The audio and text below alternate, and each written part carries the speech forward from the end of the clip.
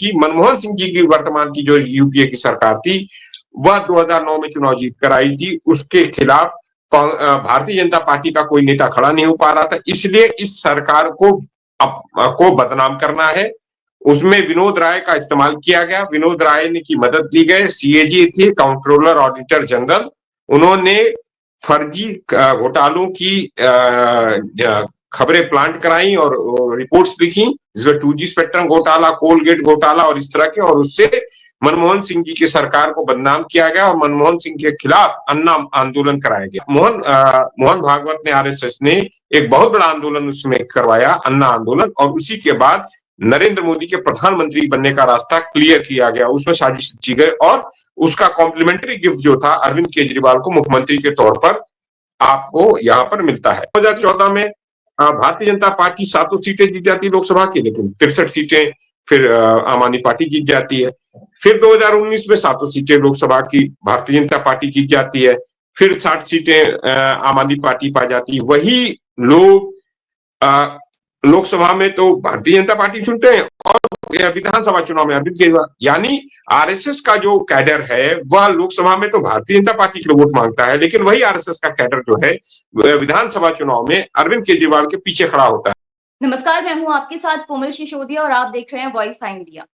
आज एक बहुत बड़ी खबर है। अरविंद केजरीवाल ने आज मोहन भागवत को एक लेटर लिखा है और उस जो चिट्ठी है, उस चिट्ठी में अरविंद केजरीवाल ने, जो मोहन भागवत हैं, आरएसएस प्रमुख को 4 सवाल उन्होंने पूछे हैं।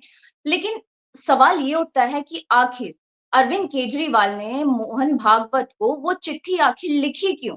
क्या मोहन भागवत कोई चुनाव आयोग हैं या फिर वो कोई राष्ट्रपति हैं?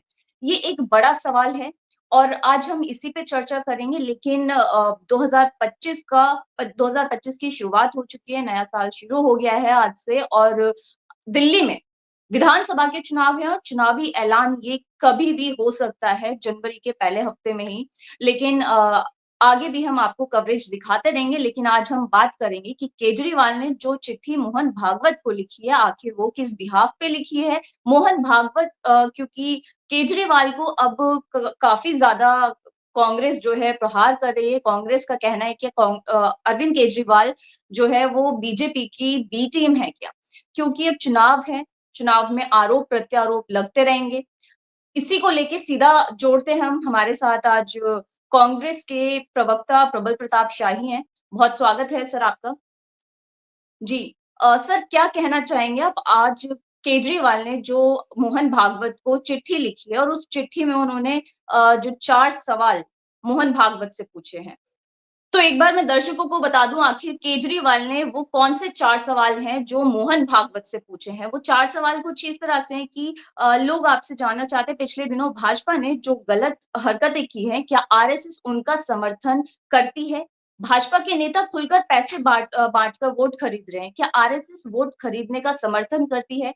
केजरीवाल यहाँ पे प्रवेश वर्मा की बात कर रहे हैं साफ तौर से, क्योंकि कुछ दिन पहले ही जो बीजेपी नेता हैं प्रवेश वर्मा, उनके आवास से जो है 1100 रुपए महिलाओं को बांटे जा रहे हैं लगातार। और इसके साथ एक सवाल ये भी कि गरीब और दलित पूर्वांचल के वोट कटवाने का प्रयास किया जा रहा है कि आरएसएस को लगता है ऐसा करना भारतीय लोकतंत्र के लिए सही होगा। तो सीधा मैं प्रबल जी आपके पास चलती हूँ। क्या कहना है आपका इन सब पॉइंट्स के ऊपर? पहले कोमल, आपको और आपके दर्शकों को नववर्ष की हार्दिक शुभकामनाएं। नया वर्ष सबके लिए मंगलमय हो और सब लोग अपनी ऊंचाइयां छुएं और आपका भी चैनल और आप भी एक कीर्तिमान स्थापित करें इस वर्ष में, पत्रकारिता में। मैं यही आशा करूंगा।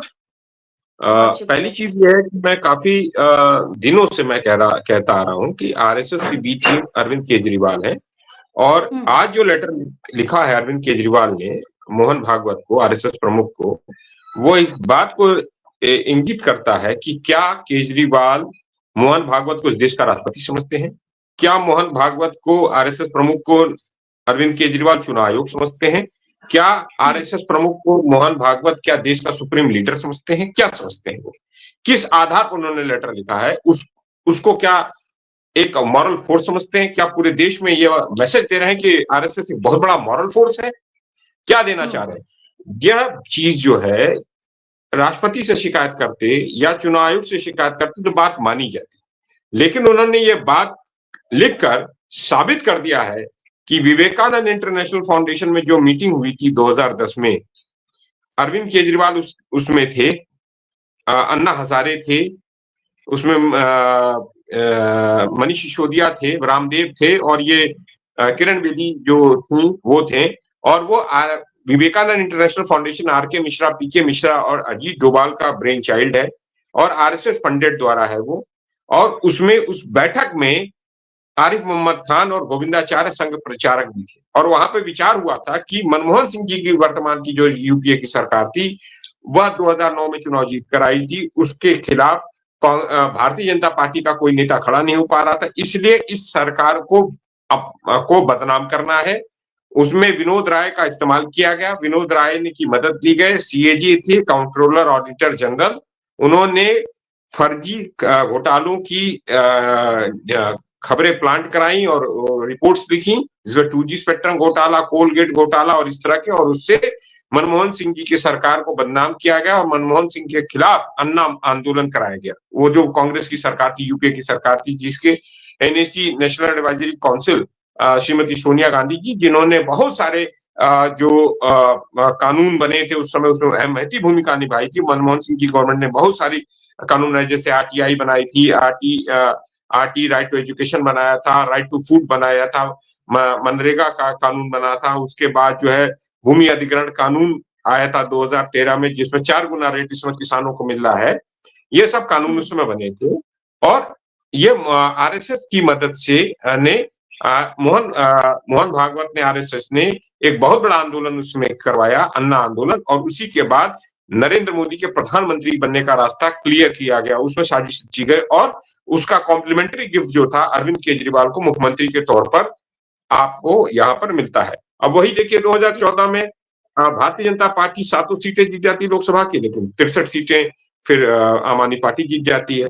फिर 2019 में 7 सीटें लोकसभा की भारतीय जनता पार्टी जीत जाती है, फिर 60 सीटें आम आदमी पार्टी पा जाती है। वही लोग लोकसभा में तो भारतीय जनता पार्टी चुनते हैं और विधानसभा चुनाव में अरविंद केजरीवाल, यानी आरएसएस का जो कैडर है वह लोकसभा में तो भारतीय जनता पार्टी के लिए वोट मांगता है, लेकिन वही आरएसएस का कैडर जो है विधानसभा चुनाव में अरविंद केजरीवाल के पीछे खड़ा होता है। अब ये जो अरविंद केजरीवाल ने जो शिकायती पत्र लिखा है मोहन भागवत को, अपने हेडमास्टर साहब को, इससे पता चलता है कि एक स्कूल में 2 स्टूडेंट हैं, ए और बी, तो ए की शिकायत बी कर रहा है हेडमास्टर से, साहब साहब देखो मेरी पेंसिल छीन ली, साहब साहब देखो मुझे चिंगूटी काट ली, साहब साहब देखो मेरा रबड़ छीन लिया, साहब साहब देखो मेरी कॉपी छीन ली, साहब साहब देखो मेरे कपड़े बांधे, मुझे मार रहा है। तो ये मोहन भागवत को शिकायती पत्र लिखकर अरविंद केजरीवाल ने ये प्रूव कर दिया है कि वह आरएसएस की बी टीम है, पहली चीज।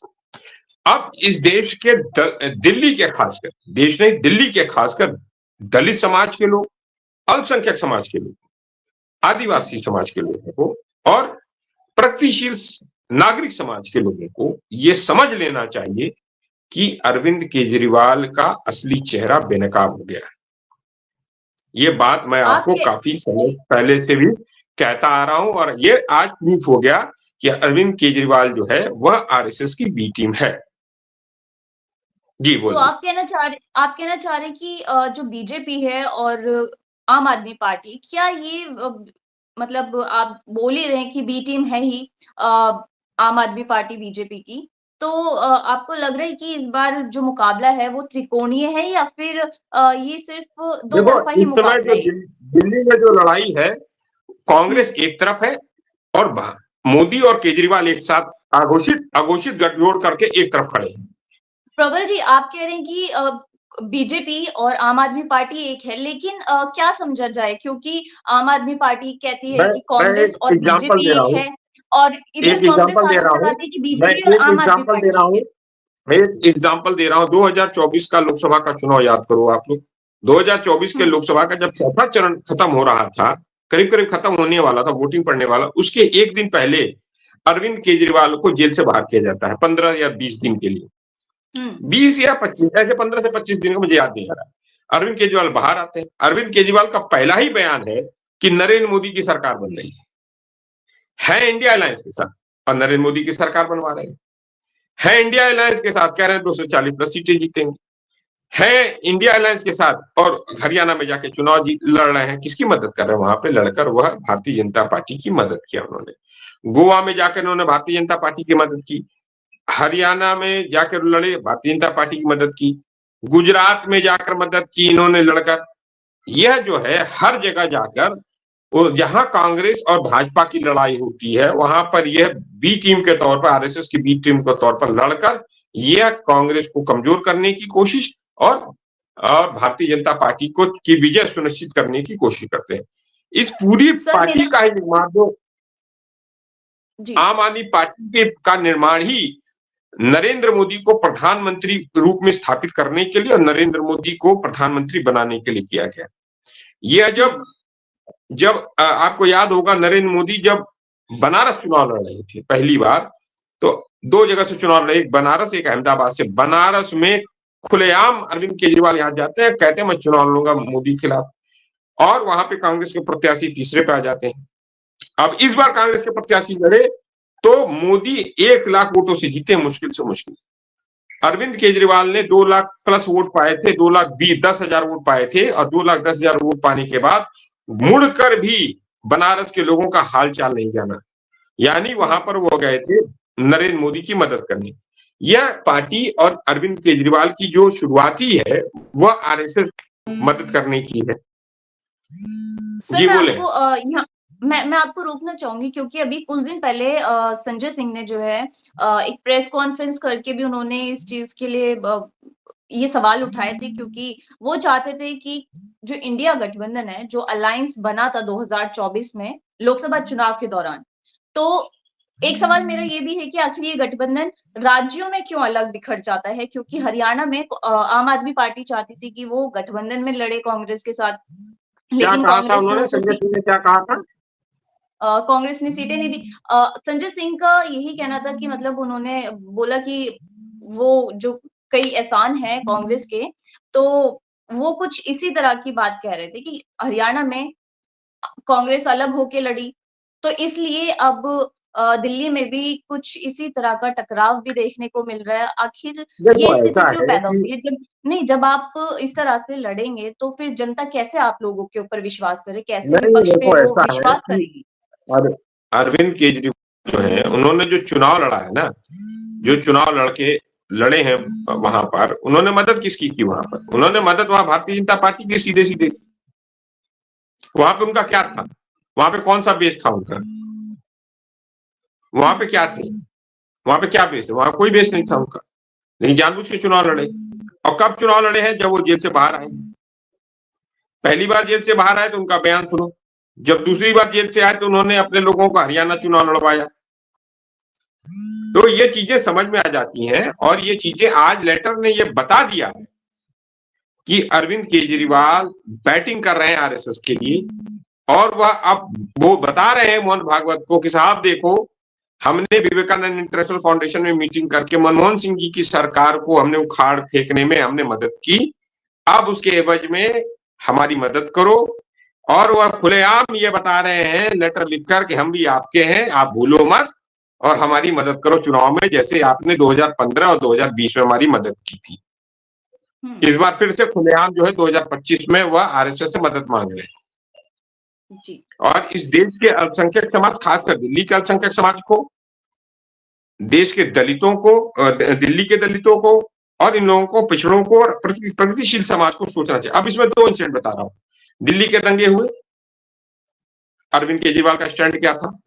अरविंद केजरीवाल का स्टैंड ये रहा कि उसने अल्पसंख्यक समाज को छोड़ दिया उनके हाल पर, कोई कुछ नहीं किया। मुख्यमंत्री रहते हुए बहुत सारे सेना को बुलाया जा सकता था, मांग की जा सकती, नहीं किया। दूसरी चीज, बाबा साहब अम्बेडकर जी की जो 22 प्रतिज्ञा लेने वाले उनके ही मंत्री राजेंद्र पाल गौतम जी जब लेते हैं, तो अरविंद केजरीवाल इतना प्रेशर उनका उनका इस्तीफा ले लेते हैं। तो अरविंद केजरीवाल एक तरफ दलित विरोधी, एक तरफ अल्पसंख्यक विरोधी। एक चीज समझो आप। और यहां तक कहते हैं पुरोहितों ग्रंथियों को देंगे पैसा, तो पंजाब में सरकार है पिछले 2 साल से, 2.5 साल से, एक भी ग्रंथी को पैसा दिया हो या वहां पर कुछ किया हो, जो वहां नहीं दिया तो यहाँ क्या दोगे? इनको सांसद कौन देता है? पंजाब। 2 बार से सांसद इनको पंजाब दे रहा, 2 या 3 बार से सांसद इनको पंजाब दे रहा। एक भी मंत्री, 3 बार से ये मुख्यमंत्री, एक भी पंजाबी व्यक्ति को सिख समाज के व्यक्ति को मंत्री नहीं बनाया यहाँ पे दिल्ली में। दूसरी चीज, महिलाओं को कहने 2100 दूंगा, 1000 का तो वादा वहां पंजाब में किया, 1500 1000 का, वहां तो 1 रुपया नहीं दिया। 1000 का वादा यहाँ दिल्ली में भी किया था लोकसभा चुनाव के दौरान, वहां भी नहीं दिया। तो ये व्यक्ति जो है, आदतन ये लोग झूठ बोलते हैं, ये दारू पिलाने का काम करते हैं, मिनी बार अपने अपने शीश महल में रखते हैं। एक तरफ अब आप स्कूल का इनको देखो सिस्टम, आज ही मुझे पता चला सेमी पक्का स्ट्रक्चर है इनका। यानी हम लोग क्या करते हैं, अपने घरों पर लिंटर लगाते हैं, लिंटर लगता है ना, आपके घर में लिंटर लगता है, स्कूल जो है पटिया पे बने हैं, सेमी स्ट्रक्चर। अब आप बताओ, अगर भूकंप रोधी नहीं है वो, अगर वो पहले हिलेगा ना, और सेस्मिक जोन 4 में है स्कूल्स, मतलब दिल्ली, और उसमें अगर सेमी स्ट्रक्चर रहेगा और पटिया पर रहेगा तो सबसे पहले गिरने का अंदेशा उसका होता है। यानी आप बच्चों के जीवन के साथ खिलवाड़ कर रहे हो। शीश महल में 100 करोड़ रुपया लगा देते हो, मिनी बार लगाते हो, ऑटोमेटिक पर्दा खोलने वाली मशीन लगाते हो, सब कुछ वहां पे तो आपको वो रहता है। लेकिन जो है, आप जो है गरीब बच्चे जो पढ़ने जाते हैं दिल्ली के, आप कहते हो मैंने वर्ल्ड का स्कूल, तो आपने जो स्कूल बनाया उसमें आपने जो स्कूल का स्ट्रक्चर है, ऊपर जो लिंटर लगती है, लिंटर नहीं लगा रहे हैं आप, सेमी पट्टिया लगा रहे हैं, ब्लॉक्स पट्टिया, यानी पहले गिरे हुए। और शीला जी के जमाने में स्कूल बने थे तो पक्के लिंटर बने थे, कई स्कूल उनके पक्के लिंटर्स के हैं। तो दिल्ली की जनता शीला जी को फिर से याद कर रही है। रोड्स के हालात देखो दिल्ली के अंदर, कूड़ा प्रबंधन देखो दिल्ली, इनके पास एमसीडी है, पूरा कूड़ा फैला हुआ है, नालियां बजबजा रही हैं, कूड़े का पहाड़ बड़ा होता जा रहा है, लोग मरते जा रहे। ऑक्सीजन की सप्लाई तो छोड़ दो, ऑक्सीजन लेना ही यहाँ पे वो दुश्वार हो रहा है। याद करो कि देश में पिछले 10 वर्षों में ये कहते हैं कि धुआं आ रहा, धुआं आ रहा। जब पंजाब में सरकार नहीं थी कहते थे पंजाब से धुआं आता है, अब पंजाब में सरकार बन गई तो कहते हैं हरियाणा और उत्तर प्रदेश से आता है। तो ये प्रबंधन नहीं कर रहे हैं। देश की, दिल्ली की करोड़ों जनता के साथ, उनके फेफड़ों के साथ, उनके जीवन के साथ खेलने का काम अरविंद केजरीवाल कर रहे हैं। पहली दूसरी चीज, कोरोना काल में ऑक्सीजन की सप्लाई नहीं थी, का प्रबंधन ठीक से नहीं किया। हमेशा बोल देते थे ऑक्सीजन की सप्लाई घट गई है, लोगों के अंदर इतना अफरा तफरी मचा, लोगों ने का ऑक्सीजन की कालाबाजारी होने लगी, लोग तड़प तड़प के मरे। एक एक हॉस्पिटल में 53 लोग एक दिन में मरे। इसका जिम्मेदार कौन है? इसके जिम्मेदार 2 लोग हैं, अरविंद केजरीवाल और नरेंद्र मोदी। दोनों ने ऑक्सीजन की सप्लाई दिल्ली को, अरविंद केजरीवाल और नरेंद्र मोदी ने शमशान और कब्रिस्तान में तब्दील कर दिया था 2020 में। याद है 2021 में कोरोना का जब दूसरी लहर आई थी, याद है कि नहीं आपको? तो ये याद रखना चाहिए, यह व्यक्ति आरएसएस की बी टीम का व्यक्ति है, अरविंद केजरीवाल उर्फ संघी केजरीवाल। एक तरफ संघी केजरीवाल और संघी मोदी साथ खड़े हैं, अघोषित उनका गठबंधन, और एक तरफ कांग्रेस खड़ी है जो देश के सामाजिक न्याय का बात करता है। अब ये कहते थे कि पहले इनका चुनाव चिन्ह इन्होंने ले लिया था, आज एमसीडी के झाड़ू सफाई कर्मी जो हैं उनको तनख्वाह नहीं मिल रही है टाइम से। गटर के अंदर, सीवर के अंदर जो सफाई कर्मी उतरता है वो आज ऑक्सीजन की सप्लाई कम होने के कारण या सेफ्टी इक्विपमेंट कम होने के कारण मर जाता, उनको आज तक नहीं दिए। लेकिन 100 करोड़ 200 करोड़ में शीश महल में हो गया। लेकिन जो सीवर में उतरने वाला व्यक्ति है, जो दलित समाज से आता है, वाल्मीकि समाज से आता है, उसके लिए आपने मैक्सिमम उसमें वाल्मीकि समाज के लोग, उनके लिए भी कोई काम, उनके रोजगार का जो उनको जो पैसा मिलना था वो पैसा नहीं मिल रहा है। बैंक जो बस के मार्शल्स थे उनको हटा दिया, हजारों लोग बेचारे सड़कों पर है, संघर्ष किया, उनको कुछ नहीं मिला। रोज जो फाइल कर देते हैं साइन, उधर से फाइल, ये एलजी और ये दोनों झगड़ा करते हैं। तो अब ये बताएं, ये एलजी और केजरीवाल दोनों लोगों को बताना चाहिए, भारतीय जनता पार्टी और केजरीवाल को, मोदी और केजरीवाल दोनों को बताना चाहिए कि तुम लोग ने दिल्ली के लिए क्या किया। दिल्ली को ये लोग कुछ नहीं कर सकते। इस समय कांग्रेस पार्टी जो है वही एक पार्टी है जो दिल्ली को संभाल सकती है, दिल्ली को चला सकती है। ये संघ की ए और बी टीम, संघ की ए टीम है मोदी यानी बीजेपी, और बी टीम है केजरीवाल यानी आम आदमी पार्टी। ये दोनों दिल्ली का इन्होंने कबाड़ा कर दिया है। सर आखिर में मैं आपसे यही सवाल करना चाहूंगी कि दिल्ली से जो है केजरीवाल के सामने इस बार कांग्रेस से प्रत्याशी जो हैं वो संदीप दीक्षित हैं। क्या संदीप दीक्षित जो है वो केजरीवाल को टक्कर दे पाएंगे? बहुत मजबूती से टक्कर दे रहे हैं वो। और केजरीवाल हुँ, और भारतीय जनता पार्टी दोनों में हलचल मची हुई है। इसीलिए दोनों ड्रामा करते हैं। हुँ, तमाम पैसा इन्होंने पंप कर दिया है मेन स्ट्रीम मीडिया में कि मोदी और केजरीवाल में ही झगड़ा दिखाया जाए, लड़ाई दिखाई जाए। हुँ, ये रोज नए-नए प्रोपेगेंडे बनाए जाते हैं कि केजरीवाल और भाजपा में ही लड़ाई है, जबकि लड़ाई अब कांग्रेस बनाम इन दोनों में। अच्छा। कांग्रेस बनाम संघी केजरीवाल और संघी मोदी प्लस मतलब संघी मोदी प्लस संघी केजरीवाल बनाम कांग्रेस पार्टी। केजरीवाल की ये जो योजना है, आखिर ये केजरीवाल को कितना फ़ायदा पहुँचाएँगी? केजरीवाल की योजनाएँ क्या हैं? केजरीवाल की कितनी के योजनाएँ धरातल पे हैं, ये जनता से पूछो जाकर। ये नहीं जनता बताएगी। केजरीवाल ने चुनाव का ऐलान होते ही लगातार वो धड़ल्ले से एक के बाद एक हाँ, तो वही मैं ये कह रहा हूँ ना, ऐलान धड़ल्ले कर से अब ये योजनाएँ क्यों लागू कर पहले क्यों नहीं लागू किया? पहले क्यों नहीं किया? हुँ, 1000 रुपए तुमने मई में कहा था कि हम देंगे 1000 रुपए महिलाओं को क्यों नहीं दिया? ₹1 तो नहीं मिला, 2100 कहाँ से मिल जाएगा? हुँ। पंजाब में 1100-1500 रुपया देने का वादा किया, वो तो आज तक नहीं मिला। दिल्ली में लेकिन लेकिन 2020 में जब चुनाव हो रहा था लेकिन विधानसभा सर का 2019 में इन्होंने फॉर्म भरवाया था, रजिस्ट्रेशन तो काफ़ी धड़ल्ले से सुन हो लो गए। आप, आप एक ये एक भी मिनट तो सुनो। देखिए। इन्होंने रजिस्ट्रेशन का सुन लो, पिछली बार रजिस्ट्रेशन जो करा उसका क्या हुआ? 2020 के विधानसभा चुनाव से पहले केजरीवाल हुँ, ने झुग्गी-झोपड़ियों में गारंटी कार्ड बाँटे थे, रजिस्ट्रेशन कराया था, गारंटी कार्ड दिया था, जहाँ झुग्गी वहीं मकान। आज तक एक भी मकान मिला हो तो बताओ? उल्टा हुँ, शीला दीक्षित ने 45,000 मकान बनवाए थे इन्हीं झुग्गी-झोपड़ी वालों के लिए, आज भी एक भी मकान जो है अलॉट नहीं किया गया। वो मकान बन के तैयार है शीला जी के ज़माने से। शीला जी ने किया था, अंतिम दौर में था, जब वो हटने वाली थी, जब हटी हैं तब तक वो हुँ। बन के तैयार उसके एक भी मकान आज तक अरविंद केजरीवाल ने अलॉट नहीं किया। क्या हुआ उस प्रबल वादे जी, का जहाँ झुग्गी वहाँ मकान था? कांग्रेस को एक जी, मेरा एक सवाल एक ये भी है, कांग्रेस का जो कोर वोटर था वो आज आम आदमी पार्टी के साथ है। आखिर कांग्रेस कितना ज़्यादा अपने देखो वोटर्स को कांग्रेस मैदान में है, कांग्रेस ने जी। पदयात्राएं की हैं, दिल्ली न्याय यात्रा की है। हमारे जो प्रदेश अध्यक्ष हैं भाई देवेंद्र यादव जी के नेतृत्व में पूरी यात्रा हुई है। कांग्रेस के हुँ, तमाम बड़े नेता उसमें पूर्व सांसद, पूर्व विधायक सारे लोग लगे रहे और आज सारे लोग मैदान में हैं। हमारे सारे फेसेस चुनाव लड़ रहे हैं और अभी भी जो टिकटें बाकी हैं उसमें भी बड़े-बड़े नाम हमारे आएँगे, लड़ेंगे और ये हम सरकार बनाने जा रहे हैं।